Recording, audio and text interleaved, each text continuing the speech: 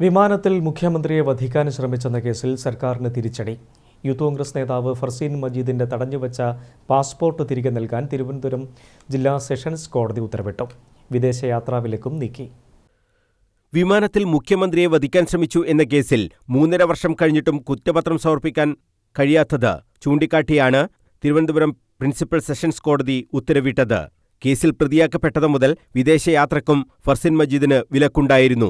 ഇതും കോടതി നീക്കി. വ്യോമയാന നിയമവുമായി ബന്ധപ്പെട്ട വകുപ്പ് ചുമത്തി കേന്ദ്ര സർക്കാർ പ്രോസിക്യൂഷൻ അനുമതി നൽകാത്തതിനാലാണ് കുറ്റപത്രം സമർപ്പിക്കാൻ സാധിക്കാത്തതെന്നാണ് പ്രോസിക്യൂഷൻ കോടതിയെ അറിയിച്ചത്. എന്നാൽ ഇത് മുഖവിലക്കെടുക്കാൻ കോടതി തയ്യാറായില്ല. കേസിലെ 1-ാം പ്രതിയായ ഫർസീൻ മജീദ് പാസ്പോർട്ട് പുതുക്കുന്നതിന് സമർപ്പിച്ച ഹർജി പരിഗണിച്ചാണ് കോടതിയുടെ ഉത്തരവ്. ഫർസീൻ മജീദിനു പുറമെ നവീൻ, സുദീപ് ജെയിംസ്, KS ശബരിനാഥൻ എന്നിവരായിരുന്നു കേസിലെ മറ്റു പ്രതികൾ. 2022 ജൂൺ 13-നാണ് കേസിനാസ്പദമായ സംഭവം നടന്നത്. കണ്ണൂരിൽ നിന്ന് തിരുവനന്തപുരത്തിറങ്ങിയ ഇൻഡിഗോ വിമാനത്തിൽ യൂത്ത് കോൺഗ്രസ് പ്രവർത്തകരായ ഫർസീൻ മജീദും നവീൻ കുമാറും മുഖ്യമന്ത്രി പിണറായി വിജയന് നേരെ കരിങ്കൊടി കാട്ടുകയായിരുന്നു. തുടർന്ന് വിമാനത്തിൽ കയ്യാങ്കളിയുമുണ്ടായി.